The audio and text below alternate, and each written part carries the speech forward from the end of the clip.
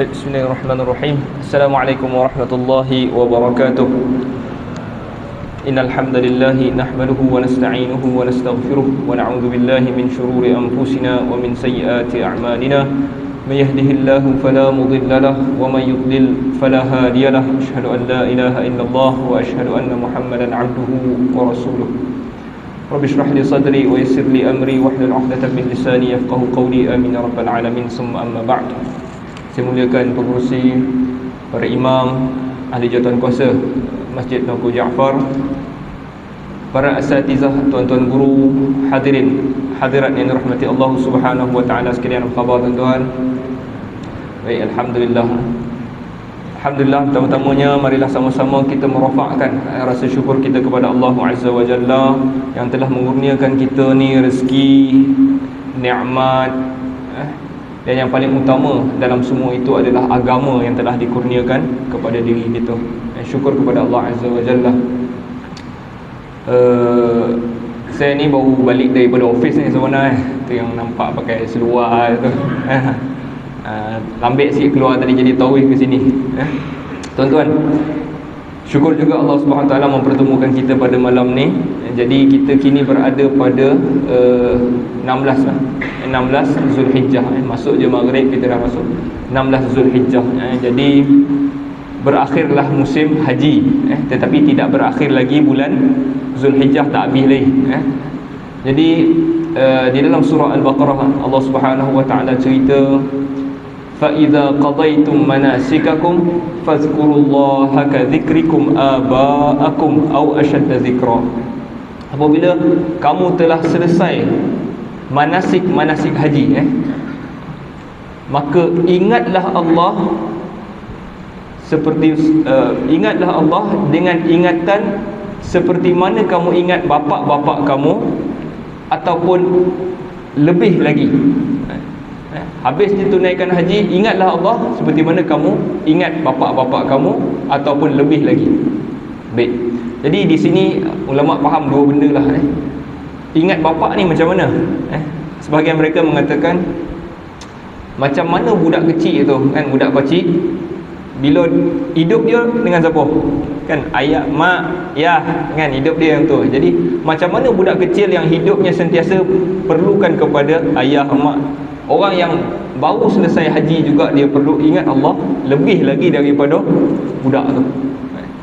Sebahagian mereka memahami ini adalah perbuatan jahiliyah, yakni ingat bapa ni ketika dia orang tunaikan haji ni, ketika contohnya mereka melontar jamrah. Pada zaman sebelum Nabi diutuskan, mereka dah buat haji dah. Lontar jamrah ni semua dia orang buat. Tetapi bukan mengikut cara Nabi Ibrahim, dah berubah lah. Tapi ketika dia orang melontar ke apa yang dia buat, urusan haji tu, dia orang ni sebut, aku ini anak sekian, aku anak bapa aku dulu ni orang mulia, orang ni, macam itulah perbuatan mereka. Jadi Allah Ta'ala ambil balik benda tu, macam mana orang-orang jahiliah dulu sebut bapa-bapa dia ketika tunaikan haji, orang pun kena ingat Allah lebih lagi daripada yang tu. Okey. Lepas tu habis ayat tu Allah Ta'ala sebut, faminan nasi may yaqulu rabbana atina fid dunya wama lahu fil akhirati min khalaq. Dan di kalangan manusia ada yang membaca ataupun menyebut, Rabbana atina, wahai Tuhan kami, berikan kepada kami fid dunya, di dunia, berikan kami apa yang ada dekat dunia ni, yakni segala kebaikan berkaitan dengan dunia. Ya Allah, berilah set contohnya lembu bertambah kau, kan, dapat lagi bosarkan lagi ladang kau, kan. Allah kata terhadap orang-orang macam ni, wama lahu fil akhirati min khalaq, dan mereka itu, dan dia itu tidak ada bahagian langsung pada hari akhirat. Sebab apa? Dia minta Rabbana atina fid dunya, itu je dia minta. Allah kata orang macam ni tak ada bahagian langsung di akhirat. Jadi kita mengingatkan juga diri kita lah, dan juga sahabat-sahabat kita yang pergi haji. Kadang-kadang orang pergi haji ni tuan-tuan, kenapa pergi haji? Kenapa buat kali kedua ni? Dan nak doa lah dekat Kaabah supaya dapat tender, kan. Itu yang dia nak, supaya kontrak ni akan sambung. Jadi yang tu yang dia nak minta kepada Allah. Kepala dia yang tu, pergi haji nak buat yang tu. Kalau orang jahiliah dulu tak apalah, sebab mereka mungkin tak ada pengetahuan tentang akhirat.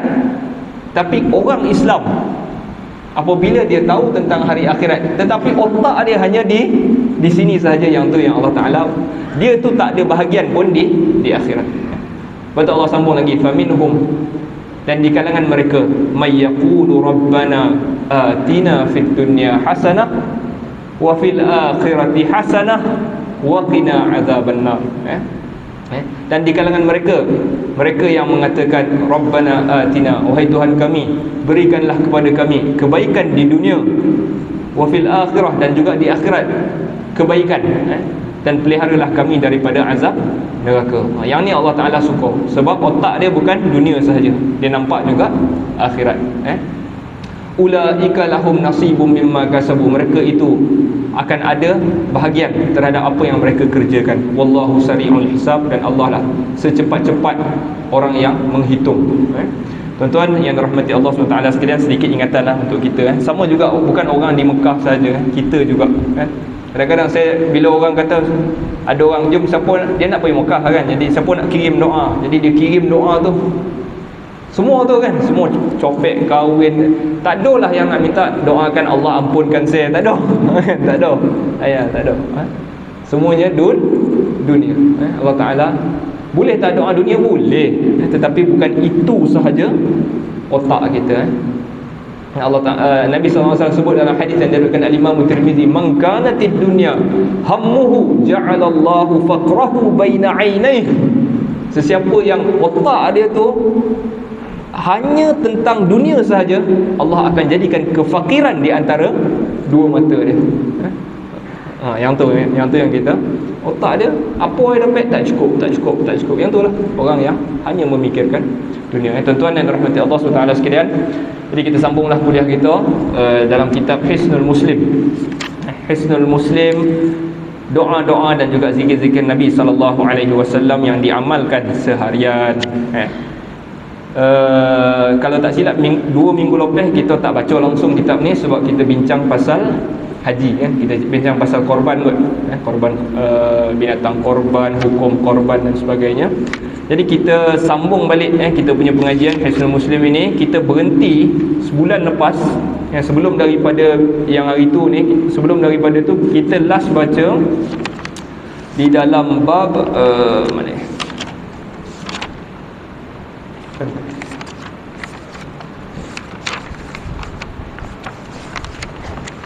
tak silap saya, azkarus sabah wal masa, zikir-zikir pagi dan petang.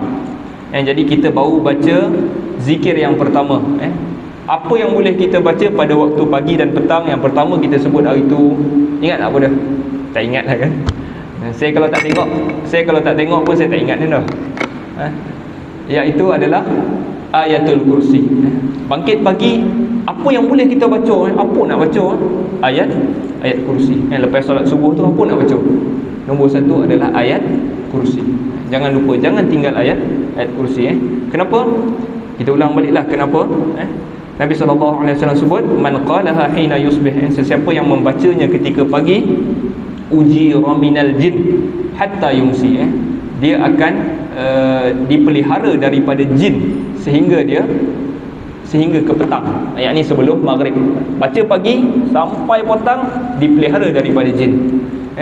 Wa man qalaha hina yumsi, sesiapa yang membaca ketika petang, yakni selepas maghrib dia baca, ujira minhum hatta yusbih, dia akan dipelihara daripada mereka, iaitu jin, sehingga dia berpagi.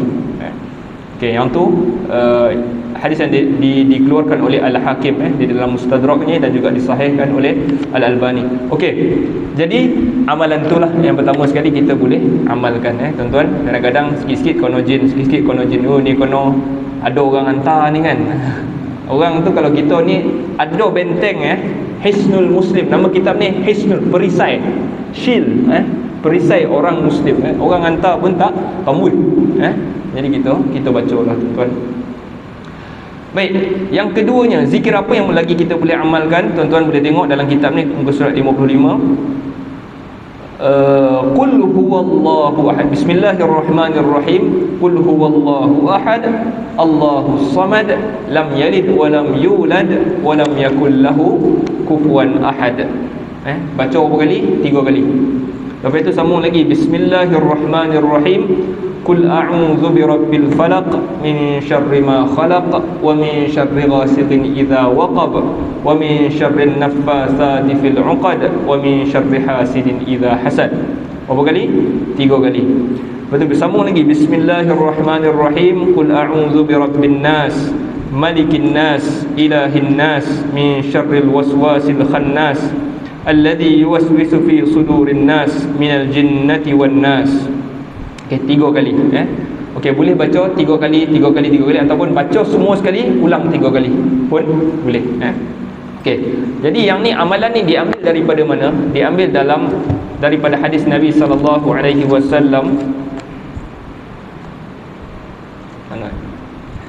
Hadis yang diriwayatkan daripada Abdullah bin Khubayb radhiyallahu anhu qala kharajna fi lailatin matirah wa zulmatin shadidah natlubu Rasulullah sallallahu alaihi wasallam yusalli lana qala fa adraktuhu faqala qul falam aqul shay'an thumma qala qul falam aqul shay'an qala qul faqultu ma aqul qala qul huwallahu ahad wal mu'awwidhataini hina tumsi wa tusbih 3 marrat takfika min kulli syai'. Jadi kami keluar bersama Abdullah bin Khubayb kata kami keluar pada malam yang hujan dan gelap, yang sangat gelap. Kami minta Rasulullah sallallahu alaihi wasallam bersolat bersama-sama kami. Lalu Rasulullah kata kepada dia, katakanlah qul. Lalu Abdullah bin Khubayb ni kata, falam aqul syai'an. Aku tak sebut apa-apa lah, tak tahu. Tiba-tiba ya Rasulullah kata kat dia, katakan ataupun sebut. Dia pun tak tahu nak sebut apa, dia pun aku tak kata apa-apa. Kemudian Rasulullah ulang balik, qul, sebut. Falam aqul syai'an, aku pun tak sebut apa-apa. Qala, kali ketiga, qul. Lalu Abdullah bin Khubayb pun cakap, ma aqulu, apa yang aku nak sebut? Qala qul huwallahu ahad. Dan muawwizataini, muawwizatain, 2 pelindung. Baca qul huwallahu ahad dan 2 pelindung, muawwizatain. Apa dia 2 pelindung tu? Qul a'udzu birabbil falaq, qul a'udzu birabbin nas. Hina tumsi wa tusbih, ketika kamu berpetang. Berpetang ni juga kita dah cerita itu waktu selepas maghrib. Ataupun ketika pagi. Pagi iaitu bila terbit fajar, iaitu subuh. Lepas subuh tu straight sampai, boleh baca sampai sebelum tergelincir matahari. 3 kali. 3 kali takfika min kulli syai'. Okey. Ia akan mencukupkan engkau dari segala sesuatu. Jadi apa maksud ia akan mencukupkan engkau dari segala sesuatu? Jadi para ulama faham kat sini, ia boleh menolak perkara-perkara buruk yang datang. Katakanlah mungkin ada perkara buruk yang akan berlaku kepada kita, lalu kita baca 3 kul ini 3 kali, dia boleh menghalang benda itu daripada datang. Okey, itu yang pertama, pemahaman dia. Dan yang kedua, di kalangan ulama juga faham takfika min kulli syai', ia mencukupkan engkau dari segala sesuatu, iaitu cukuplah baca itu sahaja. Cukup baca itu sahaja. Baca 3 ni cukup. Pagi baca 3 ni, petang cukup untuk melindungi diri kita. Okey, yang itulah maksud daripada, antara maksud daripada hadis Nabi sallallahu alaihi wasallam. Okey. Jadi itu amalan yang kedua, yang boleh kita baca pada waktu pagi. Okey, kita nak masuk.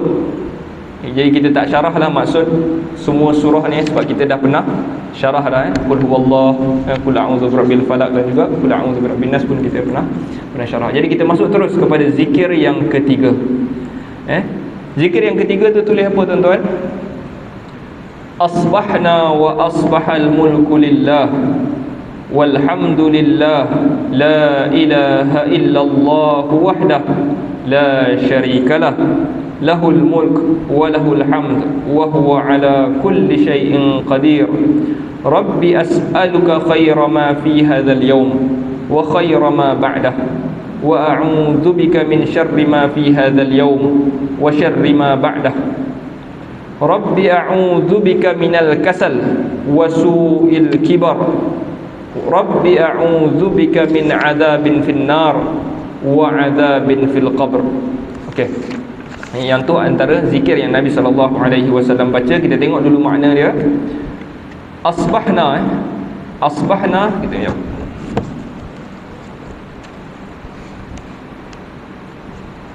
Okey, jadi dia zikir ni apabila waktu pagi kita baca asbahna wa asbahal mulku lillah. Kalau kita baca start petang, kita baca amsayna wa amsal mulku lillah. Okey, kita nak tengok apa maksud asbahna wa asbahal mulku lillah. Maksudnya adalah dakhalna fis sabah, maksudnya kami masuk waktu pagi. Asbahna, kami masuk waktu pagi. Asbahna, kami berpagilah, senang cerita. Kami berpagi. Okey. Wa asbahal mulku lillah, dan berpagi juga kerajaan Allah. Dan berpagi juga kerajaan Allah. Apa maksud dia? Maksud dia kami pagi, kerajaan Allah pun pagi. Maknanya berterusan kerajaan Allah Ta'ala itu. Kami pagi, Allah pun kerajaannya berpagi. Okey. Walhamdulillah, dan puji dan syukur untuk Allah. La ilaha illallah, tidak ada Tuhan yang disembah kecuali Allah. Tidak ada Tuhan yang disembah kecuali Allah. Yang ni adalah kalimah tauhid. Sebahagian orang ni, maksudnya ada golongan-golongan yang sesat ni, dia faham la ilaha illallah. Perkataan ni jelas, la ilaha illallah, tidak ada Tuhan yang disembah kecuali Allah.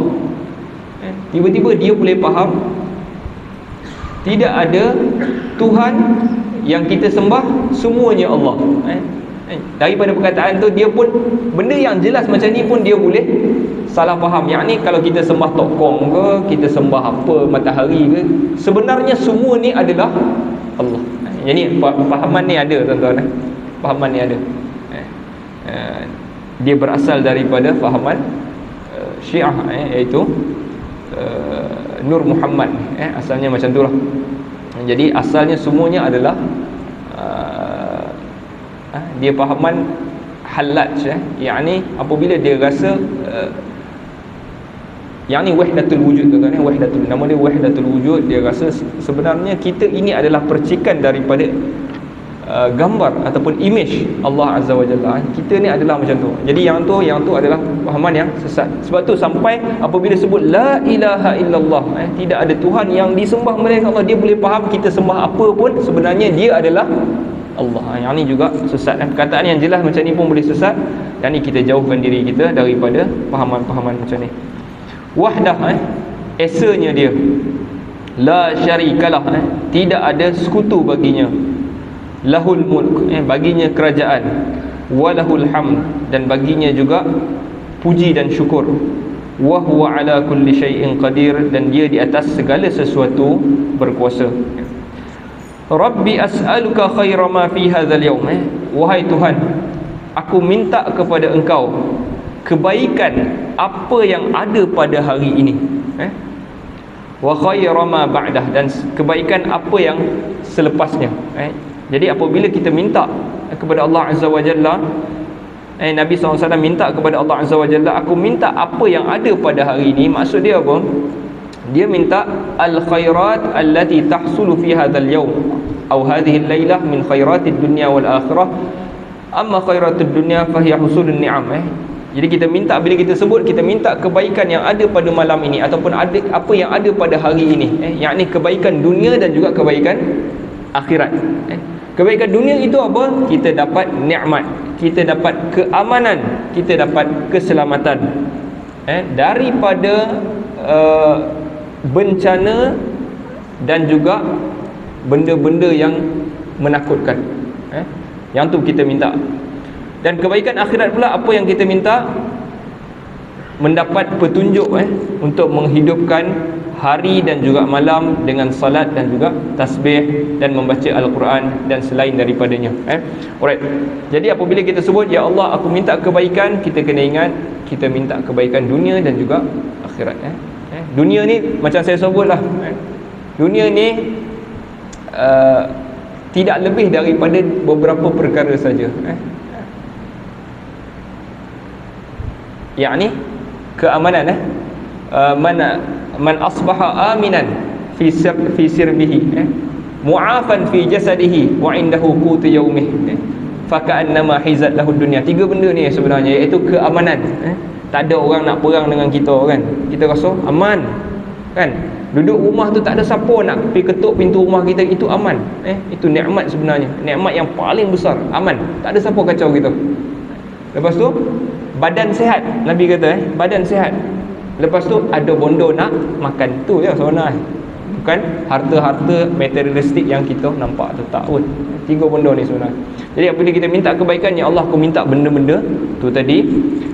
Dan juga kebaikan iaitu juga termasuk benda-benda yang merangsang kita ataupun untuk membuatkan kita lebih beramal untuk hari akhirat ni, iaitu bangkit salat, tasbih, baca Quran dan sebagainya. Okey.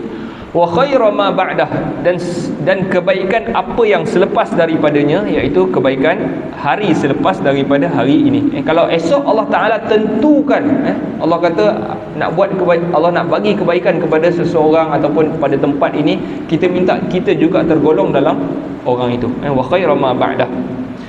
Wa a'udzu bika min syarri ma fi hadzal yaum, dan aku berlindung dengan engkau daripada keburukan apa yang ada pada hari ini. Wa syarri ma ba'dah, dan keburukan apa yang hari selepasnya. Rabbi a'udzu bika minal kasal, Tuhan, wahai Tuhanku, aku berlindung dengan engkau daripada al-kasal, malas. Okey tuan-tuan, kasal. Jadi Nabi SAW ni banyak kali ajar kita minta berlindung daripada malas. Malas ni apa? Adamu inbi'athin nafsi lil khairi ma'a zuhuril istita'ah. Yakni kita ini tidak ada rasa, tak rasa pun, jiwa kita tak ada rasa nak buat kebaikan walaupun kita mampu. Yang tu malas. Kita mampu, nampak sampah tu boleh ambil, tapi tak ambil, biar. Yang tu dari segi dunia lah. Nampak benda tu blok jalan, kita biar. Kayu tu kan terkeluar sikit, kita biar je. Itu kasal, malas. Ataupun dari contoh agama pula, contoh azan kan, yang bukan orang sini lah kan, ni semua datang masjid, yang di rumah lah maknanya azan. Sedangkan dia mampu datang, dia tak ada apa kesibukan pun hari tu, anak pun tak nangis kan. Jadi tak apalah, esok lah kan. Yang tu malas. Dia berlainan dengan orang yang tak mampu. Okey, orang yang tak mampu itu memang taklah dianggap malas. Maknanya betul-betul balik kerja memang lotih betul. Dengar azan pun sayu-sayu je kan. Yang tu bolehlah, adalah keuzurannya. Ataupun dia memang terpaksa buat sesuatu dan memang tak sempat nak pergi solat jemaah, yang tu diampunkan. Tetap diberi keuzuran. Yang tu yang Nabi SAW minta lindung. Baca pagi-pagi iaitu, ya Allah aku berlindung dengan engkau daripada malas. A'udzubika minal kasal wa su'il kibar, dan keburukan al-kibar. Keburukan al-kibar kat sini boleh maksud tua. Keburukan kibar, tua. Apa keburukan tua? Arada bihi ma yuwarrithuhu kaburassin. Yang dimaksudkan dengan keburukan tua itu apa yang orang yang umurnya banyak mewarisinya. Orang yang umur banyak mewarisinya. Apa dia? Min zihabil aqal. Nabi SAW minta lindung daripada keburukan tua. Keburukan tua. Kalau tua dan tak hilang akal dia okey. Tapi tua dan nyanyuk, Nabi SAW minta lindung. Apa lagi keburukan tua? Wat takhabbut fir ra', bercelaru otak dia. otak dia macam lagu orang tanya dia macam dah khabar tadi, acik dah ulang 3 kali ni. Yang tu pun Nabi SAW minta kita, diajar kita untuk minta lindung. Allah SWT sebut dalam Al-Quran, wa minhum may yaruddu ila ardhalil umur. Wa minhum Allah Ta'ala ni ada yang dia matikan waktu dia orang tu muda, dan ada juga yang dia tinggalkan sampai orang itu sampai umur ardhalil umur. Ardhalil umur ni maksud dia umur yang hina. Ada kita rasa nak hidup lama pun nak, apa lama nak hidup kan, 150 tahun. 150 tahun tu agak-agak macam mana kita kan, kita akan hidup dalam keadaan yang arzal umur, maksudnya macam budak-budak baliklah kan. Likaila ya'lama ba'da ilmin. Dia ni dulu orang yang hebat kan, maksudnya banyak ilmu, tapi bila dah sampai umur tu dia dah macam budak-budak, dia dah macam tak ada ilmu. Okey. Jadi Nabi SAW minta lindung juga. Maksud kat sini juga boleh maksud, maknanya janganlah mati sampai tua sangat kan, tak tua sangat. Okey. Rabbi a'udzu bika min azabin. Wahai Tuhanku, aku berlindung dengan Engkau daripada azab finnar wa azabin fil qabr. Aku minta lindung dengan Engkau daripada azab neraka dan juga azab kubur. Ini adalah doa Nabi SAW ataupun zikir Nabi ketika mana waktu pagi. Yang ni zikir nombor berapa tuan-tuan? Nombor 3 Ayat kursi 3 kul. Lepas tu yang ni Nabi SAW kita boleh juga amalkanlah.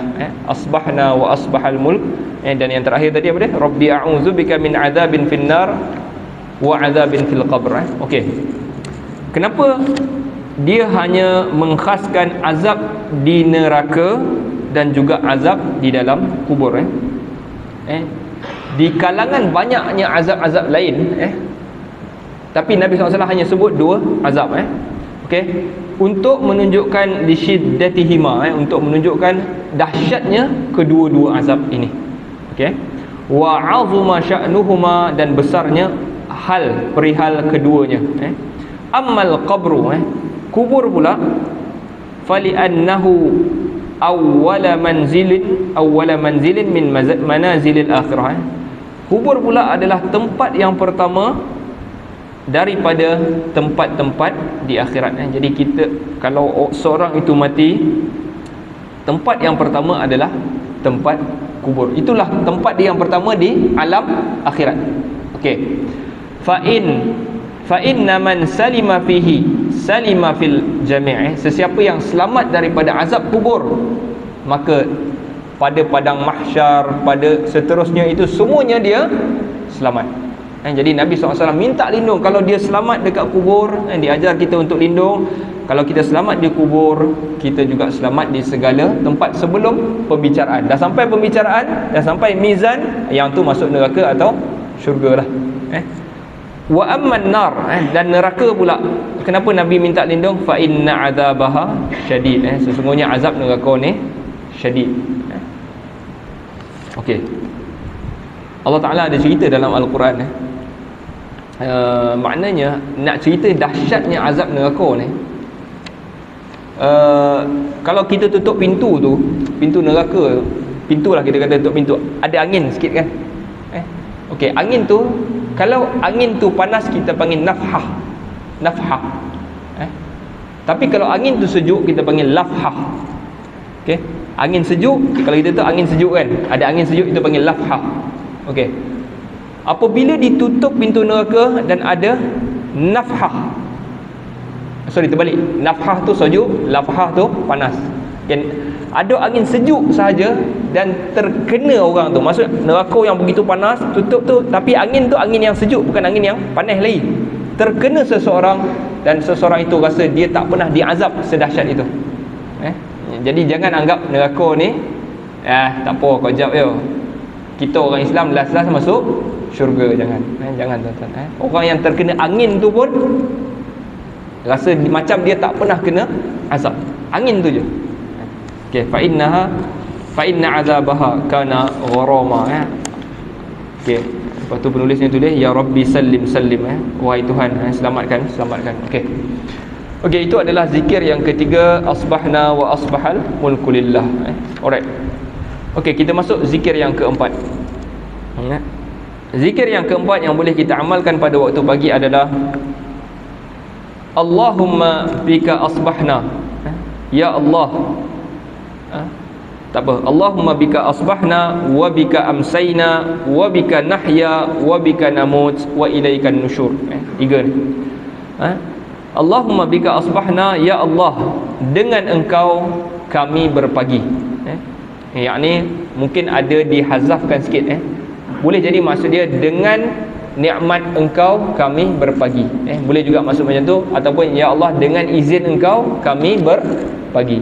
Dengan pemeliharaan engkau kami berpagi. Dalam bahasa Arab ni biasa dihazafkan. Kadang-kadang ada maksud, tetapi dihazaf pun biasa. Okey.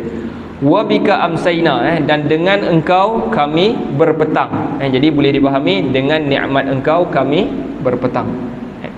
Wa bika nahya, dan dengan engkau ataupun dengan keizinan engkau nahya, kami hidup. Wa bika namut wa ilaikan nusyur, dan kepada engkau kami dibangkitkan. Sekejap, saya lupa lah tadi apa kelebihan baca tadi. Lupa. Yang tadi tu asbahna wa asbahal mulk. Banyak nak kitab dia poning kan. 3 kitab ni tuan-tuan. Tuan baca satu kitab, saya baca 3 kitab kan. Poning pula. Okey, kejap.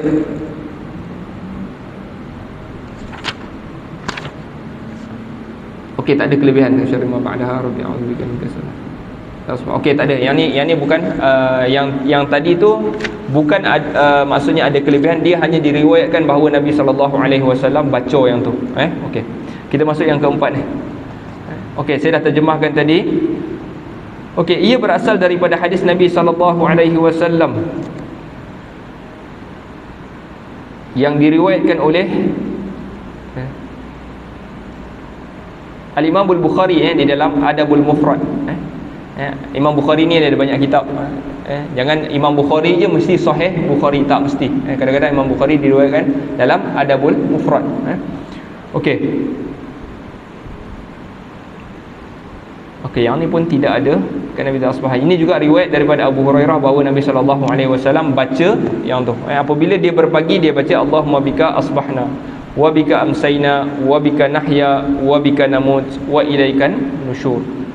Okey, yang tu juga adalah apa yang diriwayatkan daripada Nabi SAW.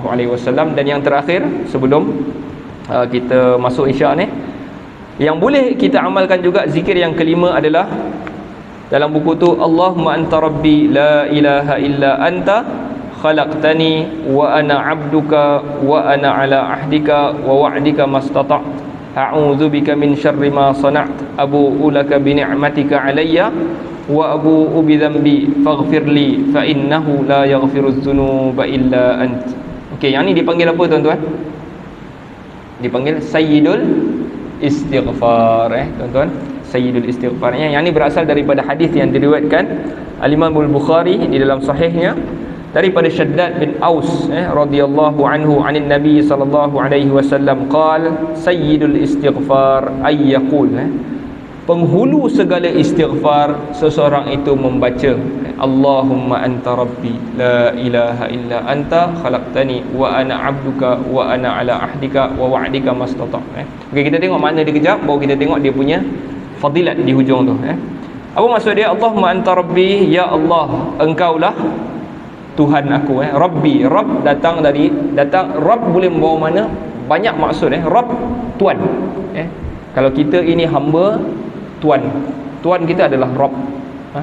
Jadi apa sahaja Rabb kata kepada kita, kita mesti dengar. Kalau tidak, kena jual, kan? Kita tak nak dengar, kena jual. Okey, Rabb itu maksud Tuan, Sayyid.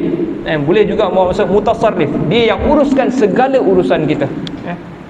Mun'im, yang bagi hadiah kepada kita, bagi kita senang, itu maksud Rabb. Jadi kita akui dengan istighfar ini tadi, Allahumma, ya Allah, engkaulah Rabb aku. La ilaha illa anta, tidak ada ilah, tidak ada yang disembah kecuali engkau. Khalaqtani, engkau ciptakan aku. Wa ana abduka, dan aku hamba engkau. Aku hamba engkau. Jadi hamba ni juga tuan-tuan, kalau you nak kata you hamba, hamba ni ada dalam bahasa Arab abada dia membawa maksud patuh dan taat. Kalau kita kata kita abdun, kita mesti patuh dan taat. Kalau tidak, yang kata you abdun lah. Kita tak mungkin jadi seorang hamba dan boleh lawan cakap Tuhan, tak mungkin. Ada beberapa perkara lagi lah. Maknanya dia mestilah mengikut perintah, melazimi perintah yang telah ditetapkan. Kalau dia kata Tuhan tu kata kepada kita, pagi mesti pergi kedai beli susu, balik kang singgah beli roti canai, hamba mesti buat benda tu. Kita tak mungkin tak buat. Mungkin kadang-kadang terlewat. Contoh boleh. Apa seorang hamba kena buat? Minta maaf dengan Tuhan dia. Tuhan dia kan, kalau kita kata kita hamba. Lepas tu kita gantilah balik. Tadi tak boleh, poilah, boleh. Ganti. Ataupun nama dia qada. Yang tu abd. Aku adalah abduka, aku adalah hamba engkau. Wa ana ala ahdika wa wa'dika mastata'tu, dan aku di atas ahd. Ahd. Okey, kita nak tengok apa maksud ahdika. Kita dah baca sebut ni kan, wa ana ala ahdika. Apa maksud ahdika? Ahdun kalau kita terjemah maksud dia janji. Ana ala ahdika, aku di atas janji engkau, wa wa'dika, dan janji engkau. Dua kali janji. Tapi apa beza ahd dengan wa'd? Ana ala ahdika wa wa'dika. Ahd boleh membawa makna agreement, perjanjian. Perjanjian. Jadi contoh negara ini buat agreement dengan negara ini. Jadi mana-mana negara buat agreement ni, dia tak boleh langgar perjanjian tu. Dia tak boleh langgar. Mana-mana yang langgar akan dikenakan denda lah. Jadi itu ahd. Boleh faham? Ahd ni macam agreement, perjanjian. Dan juga boleh dipahami ahd ini adalah macam wasiat, pesanan. Kita selalu baca dalam surah Yasin, alam a'had ilaikum ya bani adam alla ta'budus syaitan. Tak sambung-sambung. Alam ahad ilaikum ya bani, ahad kat situ. Tidakkah aku dah pesan? Ahad kat situ. Okey, yang tu juga boleh faham ahd. Jadi dia boleh maksud Allah dah pesan dengan kita, kita kena buat, ataupun dia adalah perjanjian kita hari tu dengan Tuhan. Apa perjanjian dia tu? Allah Ta'ala bila dia hidupkan kita, dia tanya, alastu bi rabbikum? Qalu bala syahidna. Bukankah aku Tuhan kau? Kita semua dalam alam roh kita kata bala syahidna, bahkan kami menyaksikan. Tiba-tiba bila kita lahir, kita langgar perjanjian tu. Kita sembahlah apa yang kita nak sembah. Orang Islam ni mungkin dia tak sembahlah benda-benda ni, tapi dia sembah benda lain. Tinggalkan Tuhan, sembahlah harta, sembahlah duit, sembahlah bos dia kadang-kadang. Okey, wa ana ala ahdika, kita nak ingat balik, aku di atas agreement yang kita buat hari itu. Wa wa'dika, wa'd pula janji juga, tapi janji ni datang kemudian. Wa'd tu janji kemudian. Jadi sebab tu sebagian ulama memahami wa'd itu adalah syurga. Syurga. Kita buat agreement ni, kita di atas agreement ni, perjanjian, dan aku juga pegang janji yang engkau janjikan, iaitu syurga. Ana ala ahdika wa wa'dika mastata'tu, dengan kadar yang aku mampu. A'udzubika min syarri ma sana'ta, aku berlindung dengan engkau daripada kejahatan yang aku lakukan. Wa abu'u laka bi ni'matika alayya, dan aku mengakui nikmat engkau ke atasku. Wa abu'u bi dzambi, dan aku mengakui dosaku. Faghfirli, lalu ampunlah aku. Faghfirli juga kita dah sebut, ghafar maksud dia as-sitru wal wiqayah, tutup dan pelihara. Tutup dosa aku dan pelihara aku daripada akibat dosa aku. Faghfirli fa innahu la yaghfiruz dzunuba illa anta, sesungguhnya tidak ada yang boleh mengampunkan dosa-dosa kecuali engkau. Lalu apa dalam hadis sebut, Nabi SAW sebut, man qalaha minan nahar muqinan biha famata min yaumihi qabla ayyumsi fahuwa min ahlil jannah. Sesiapa yang membacanya pada waktu siang, yakin dia dengan apa yang dia baca itu, dia yakin aku atas janji ni, kalau Allah akan bagi aku syurga contohnya, famata, lalu dia mati, min yaumihi, dia baca hari itu dan dia mati pada hari itu, qabla ayyumsi, sebelum masuk waktu maghrib, fahuwa min ahlil jannah, maka dia di kalangan ahli syurga, di kalangan ahli syurga. Kita baca, kita yakin kita di kalangan ahli syurga, tuan-tuan. Jadi kalau kita, nama kita dalam list ni, kita rasa wow, kan? Tidak ada keputusan yang terbaik, tidak, keputusan SPM 9A 10A tidak lebih gembira daripada keputusan ni. Keputusan dapat PhD, kan? Tahniah, awak berjaya lulus PhD, kan? Dapat doktor. Tapi tidak lebih gembira kalau anda tersenarai di dalam ahli syurga. Okey, wa man qalaha minal lail, dan sesiapa yang membacanya daripada malam, sebahagian daripada malam. Contohnya mana-mana waktu pada waktu malam ni dia baca, wa huwa muqinun biha, dan dia yakin dengannya. Famata qabla ayyusbih, lalu dia mati sebelum subuh, sebelum masuk subuh dia mati. Fahuwa min ahlil jannah, dan dia di kalangan ahli syurga. Tuan-tuan yang dirahmati Allah, jadi besarnya sayyidul istighfar, kerana padanya makna-makna yang padat tentang tauhid Allah Azza wa Jalla kita baca, tuan-tuan. Jadi jangan tinggal juga zikir ini pagi atau petang. Pagi dah baca ulun, baca. Malam dah baca ulun, baca. Maknalah tahu kalau kita mati, ini janji ni kita tuntut dengan Nabi sallallahu alaihi wasallam. Fa huwa min ahlil jannah. Tuan-tuan dah masuk sekejap. Okey lah, kita stop lah kot. Ada soalan, tuan-tuan? Tak ada. Okey, jadi kita tutup dulu supaya sempat untuk buat persiapan salat. Nasallallahu taala yanfa'ana bima sami'na wa ayyaj'alana hudatan muhtadin. Sallallahu ala sayyidina Muhammad wa ala alihi wa sahbihi wa sallam. Walhamdulillahirabbil alamin.